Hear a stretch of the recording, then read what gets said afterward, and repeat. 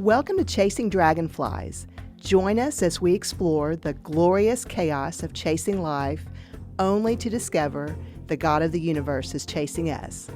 I'm your host, Jane Foster, triplet mom and fellow sojourner in the land of motherhood. Hi, friends. I am delighted to get to introduce you to my friend Jennifer Spiegel today. Jennifer is a wife and a mom and an entrepreneur. But I thought of her because we've got some places where our stories match just in the journey to becoming moms.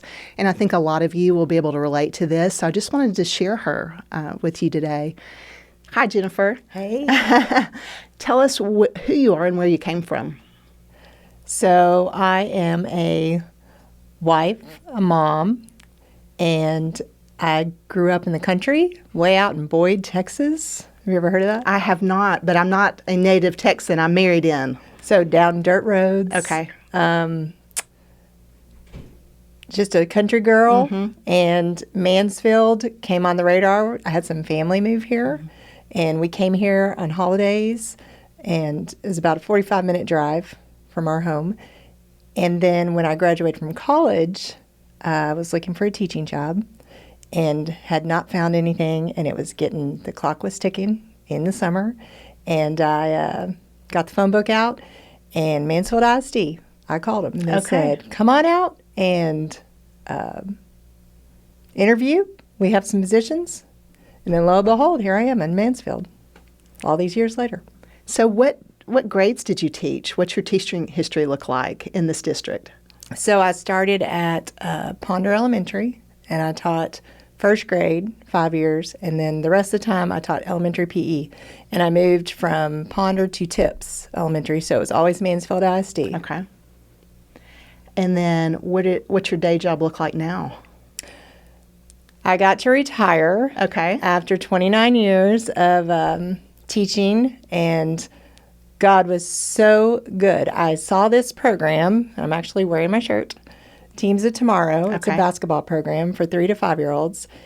And I watched the program for about 10 years because the franchise owner would send emails to the elementary PE teachers. Okay. Because she was trying to, get in the schools. Recruit. Mm-hmm. And I was like, I could really do that when I retire. Mm-hmm. And so the year before I was going to retire, she decided to sell. And so I called her. And I was like, hey, I'm really interested, but I cannot retire. I have 1 more year. Right. God worked it all out, and she didn't sell that year. And so when it came time for me to start putting in my retirement package, I reached out to her again. I said, hey, I'm ready. This is my date. She said, I've got it. Wow. Mm-hmm. What a blessing. So what's that look like for you now? I would assume not a normal teaching schedule with what you're doing, but tell me about the program that you're a part of. So it is perfect. I'm the franchise owner, so I have 3 teachers who work for me in Arlington and Midlothian and then Mansfield. And then I can teach so I can make my schedule. So I go in on Tuesdays, Wednesdays, and Thursdays, teach a 30-minute class, and then I'm pretty much finished for the day, and I can volunteer at my girls' schools. Nice. I can do field trips, all the mom things. Nice. So you said basketball program. So what's this look like for little kids? So we learn ball handling skills. Okay. I go in, they're 3 and 4. Oh, nice. Yeah. So we just had our big Shine Time performance Saturday. And that's I love it. I'm delivering trophies to kiddos who didn't make it to the program, but they learn ball handling skills. We do academic concepts to reinforce what they're learning in the classroom and work on agility and fine motor skills. Wonderful. All the things. And I would bet there are some fun and funny challenges with those ages with attention span and all of the things that you are trying to teach. Yes. I've seen a lot. Yeah.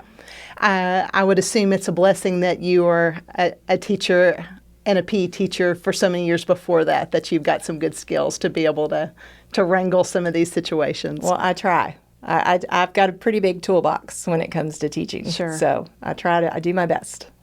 I'm sure everything has built on the next phase of your life in that. I want to shift gears and just talk about the trajectory to becoming a mom and for for women, I think it's a different process for all of us. Some of us, I think about some friends that we have at church, and they've got a 10-year-old girl, and since she was itty-bitty, she took a baby doll with her everywhere.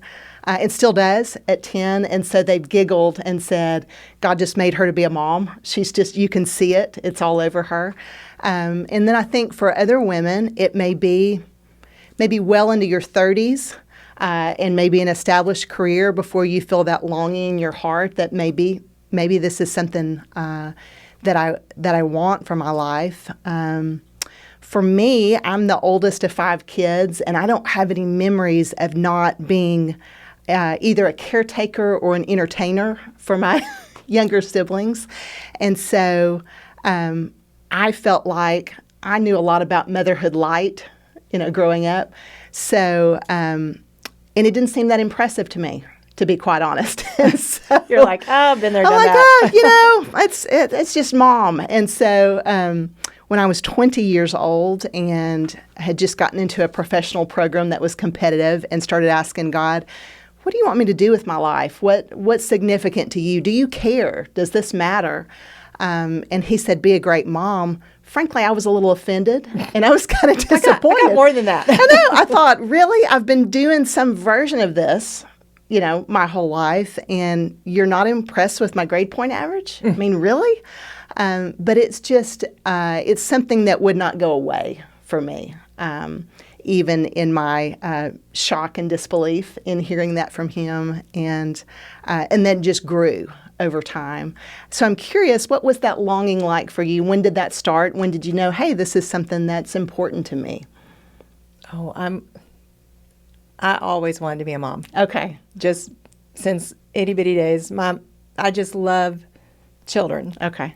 And my mom used to laugh and say I was like the Pied Piper because I'd go somewhere and the little kids would just kind of be drawn to me, and just my heart was always, I'm going to be a mom. I mean, it was just matter of fact. You're created for this, and you knew it early on. It's going to happen. I'm going to be a mom.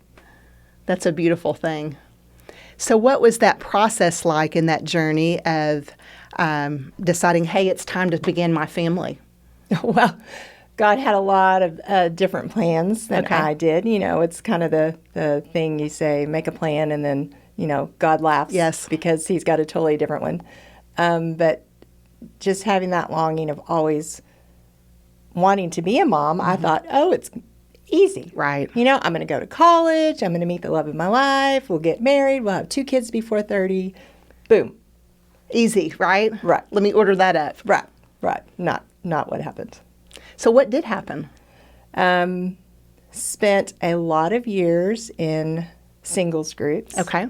In church, just seeing the other, couples pairing up. Okay. And going to the weddings and going to the baby showers and just feeling my heart just kind of shrivel a little, because you're watching it happen for everybody else. Right. And it's not happening for you. Sure. And so keeping your faith during all that is really hard. Mm-hmm. It's hard. I wish that old me could go back and tell young me. Oh. Right? Yes. It's going to be okay. Yes. Because he has a plan. And that's just the ups and downs of that road and trying to navigate. But I thought this was going to how it's going to happen. Yes. And God's like, nope, this is what I have. I think it's so easy that when you feel like you have a word from the Lord about, I'm going to be a wife and mom, and this is going to be something that's so central to my focus, and then it doesn't all fall into place like a fairy tale, or like you had it planned out of, I'm going to go to college and this and meet the love, and by this date this will happen, and it doesn't turn out that way. I think there can be a lot of confusion on, God, I feel like you're saying one thing, but my life is not matching what I'm hearing, and I don't know how to reconcile that, to accomplish that. When did you meet your husband? How'd this work out for you? So I was 39. Okay. And met my husband just, it was another great guy. And just thinking, well, maybe this is it. Maybe this is it. And it was. Yes. And God was like, here we go. So just super exciting time. Right. That year of dating and getting to know him, and then getting ready for a wedding. Yes. And just finally, here we go. All right. Because that desire was in my heart. And even my favorite verse is Psalm 37:4, take delight in the Lord, and he will give you desires of your heart. And just, I was always claiming that, just saying, I'm going to be a wife, I'm going to be a mom, it's going to happen. And so when I finally met him, and it was right, God was saying, see, I told you I had a good plan for you. I think the challenge sometimes is remembering that he's not running late on any of his promises. Right.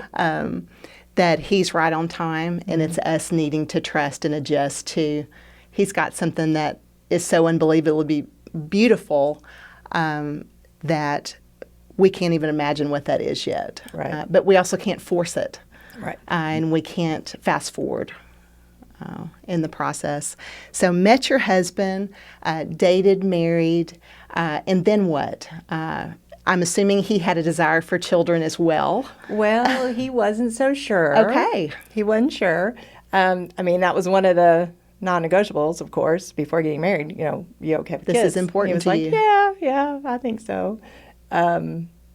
So just I'm thinking again, my optimistic heart of, God has told me I'm going to have kids. It's going to happen.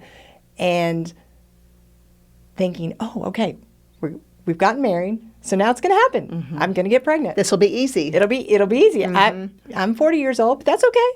God has a plan. He has put it in my heart. It's going to happen. And there we go, starting down that road. So I'm going to assume that didn't happen like you thought. No. Wasn't an overnight success on ordering up a baby. Nope. So what's next? You go to the doctor when you're advanced maternal age. Oh, I'm that term. in that category. And so Yes. were you as offended as I was to get that slapped on my chart? I was just like, what? What are you talking about? I feel like I'm 25. I don't know what you're talking about. Yes. So he said, okay, give it 6 months. Because normally you give it a year when you're young. But with our age, give it 6 months and then come see me if it's not happening. So, the clock started ticking every month. You know what I'm waiting for. And every month, okay. So 6 months came. It's like, all right, let's go to the doctor. Went to the doctor, and it was like, they do the test, check you out. And, of course, advanced maternal age. And my husband, advanced, we're the same age. Chances decreased. Yes. Because, you hear of all these people that they blink and they're pregnant. Right. So I was thinking, okay, I'm going to blink twice and I'll be pregnant. But didn't happen. So then you start going down that road. And it's rough. So once again, questioning, God, I have this desire in my heart. I know that it's going to happen. I don't really understand why it's not. Right. So just praying and following what the doctor tells you to do and doing all those. Going through all the steps. All the steps. I think that, goodness, it's hard when, again, just because you've heard something from the Lord doesn't mean that it's going to be easy or simple. And it's another misconception that we can all have, where if he said this, then it's going to be easy, it's going to go well for me. And the end result may be, but boy, the journey can be rough.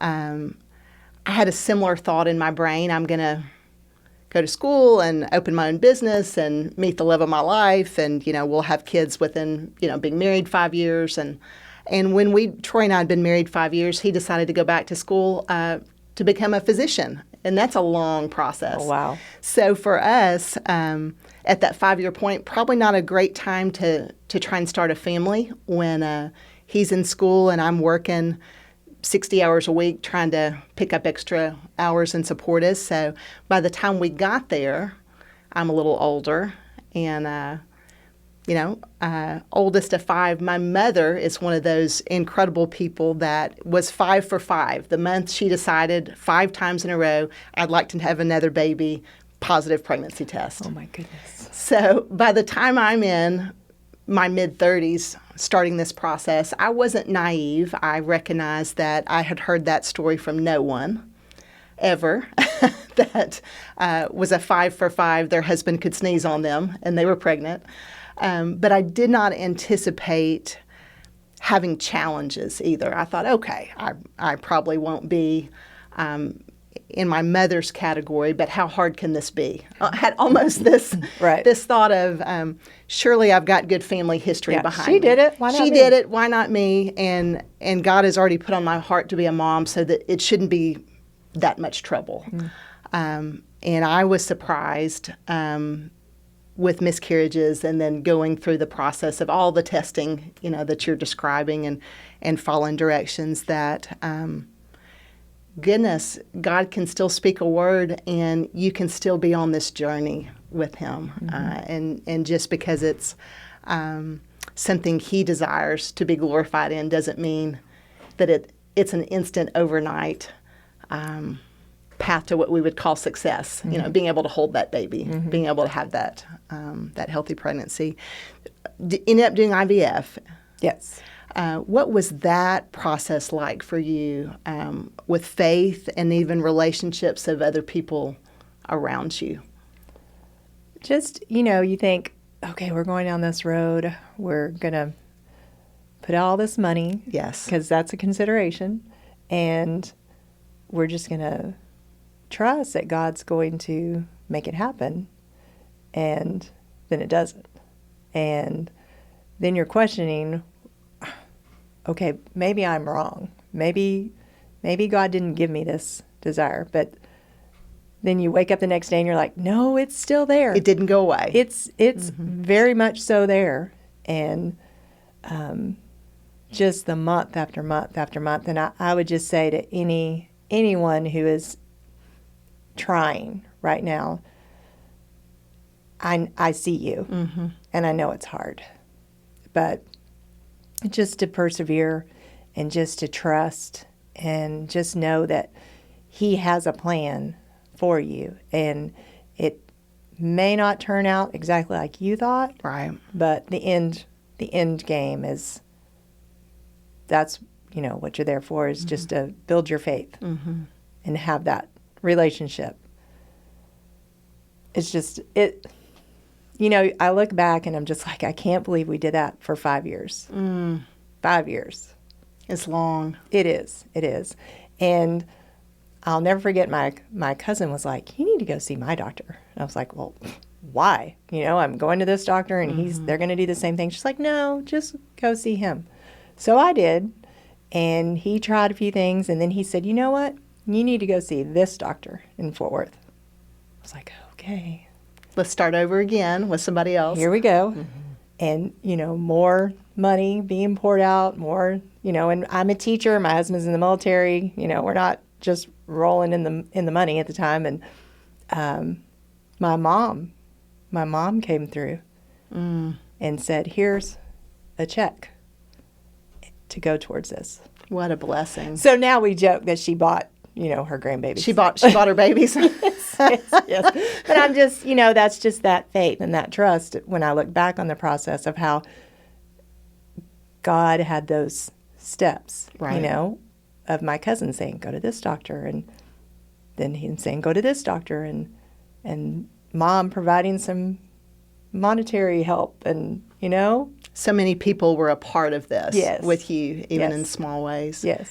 I think one of the challenges is I grew up, and you may have as well, I had parents that really encouraged me to, anything you want to do, you can work hard and achieve it, and teachers telling us that, other family members, people that speak into you in your life, work hard, achieve it. And that works for a whole lot of things. It really does. If I'm going to prepare and study for a test, I've got a better chance of making a good grade. Right. So there are a lot of things that the effort I put into it has a huge bearing on the result, on the outcome. And that's a really healthy thing to teach our kids. There are some places, though, that my effort, my diligence, my following a doctor's orders or learning more and researching and trying to be healthy and strong and to give myself the best chance to become a mom, I failed, at all those things. To be able to do that in my own effort and in my own strength. And so I don't know about you, but I came to a place with the Lord and just realizing that life is a gift. The ability to have a baby is a gift. The ability to carry a baby full term, or I should say full term enough, because mine were early, NICU babies. Yeah, but there were 3 of them. There were 3 of them. There was no more room left in the end. They had to get those kids out of there. But that it's all a gift. It's not something that we can earn and strive for and check the box in the same way that maybe other goals that we make and reach are. What was that like for you in coming up against that with God, or maybe in other people that you dealt with? And I'm doing all the right things, but the right thing hasn't happened yet. The result has not been realized. Oh, it's hard. It's so hard because I'm doing this and I'm doing this and I'm doing this. Why is it not happening? It was like when I was waiting to meet my husband, it was like, I'm going to church. I'm going on mission trips. I'm doing things that I thought you wanted me to do, Lord, and I'm not getting what I want, And then that's when you have to realize it's not about you. Right. It's about what he has for you to do. It's your path. It's the way he wants you to go through life and to trust. And anytime you come to those forks in the road or those decisions, it's leaning on him and asking him, which way should I go here? Right. And I wish that I could say I'm really good about it, every time I have to make a decision, stopping and asking him. But I'm usually calling somebody or calling my mom or my husband, or it's like, but wait, did you talk to him first? So, it's just trust. Right. I think it's a daily laying down in that of your agenda and just saying, God, you're the one that's got to make something out of this. I've done all the things I know to do. I'm trying to participate with you. But if this is your plan, then you're the one that's going to make this happen in all of it. I can remember at one point being in a place of just asking God, would you get the glory in this for me to get to become a mom? In failing in that process myself with all of my efforts, and then having miscarriages and realizing, hey, I can't make a baby grow and be healthy, even though I got pregnant. I can't make all that go well. And then realizing much later that when you ask God to get the glory for something, you're asking for failure. You're asking that however this works out, that it's not going to be a way that you can pat yourself on the back. It's not about you. No, it's not. It's that reminder again that my life is not about me. My story is not about me. My victories are not about me. That it all points back to Him.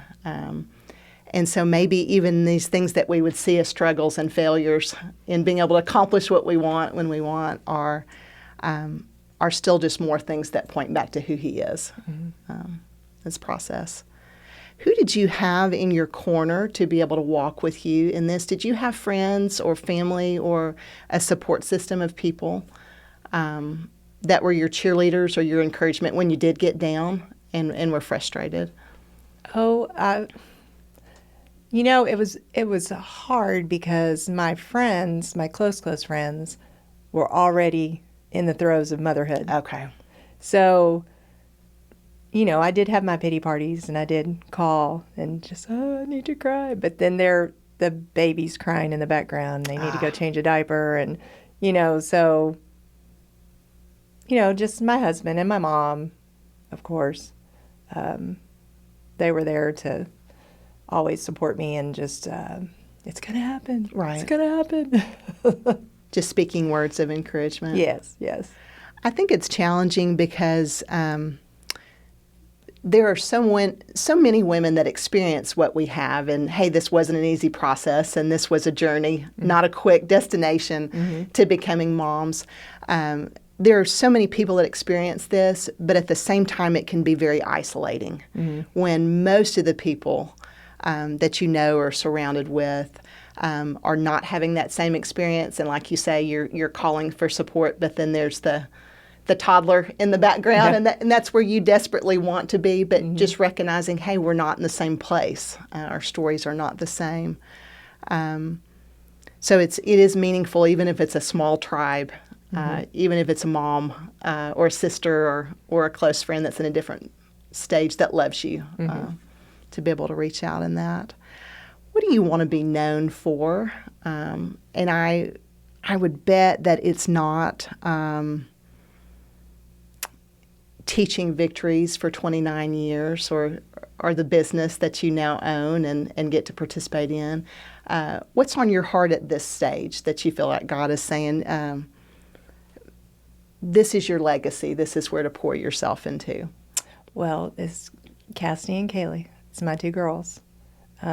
Just that, gonna get a little choked up now. It's okay. He has gifted me with these two girls, my husband and I, and it is just it's our life's call to just raise them to know him and to walk with him and just to be the people that he has planned for them, because he's got a path for them. Right. And just to guide them in the best way we can. And, I cheat a little bit because I know you always ask this question. And I thought about it. I've been thinking about it the last few weeks of what do I want to be known for? Right. And I had some good answers, but then you hit me with it. I'm like, nope, that wasn't it. This is it. This is it. Mm-hmm. Just to be the best mom I can be and have that relationship with them and just point them to God every chance I can, because ultimately he knew what he was doing. He knew he was going to bring Chris into my life. He knew about the girls, and now I just want to honor him by having them grow up knowing him and just seeking him and wanting to do what he has planned, because his plan is so much better than ours. I think about what a beautiful legacy that will be in your family, because we're promised trouble in this world. We're not promised everything's going to be easy at every moment. So your girls will face some challenges at some point.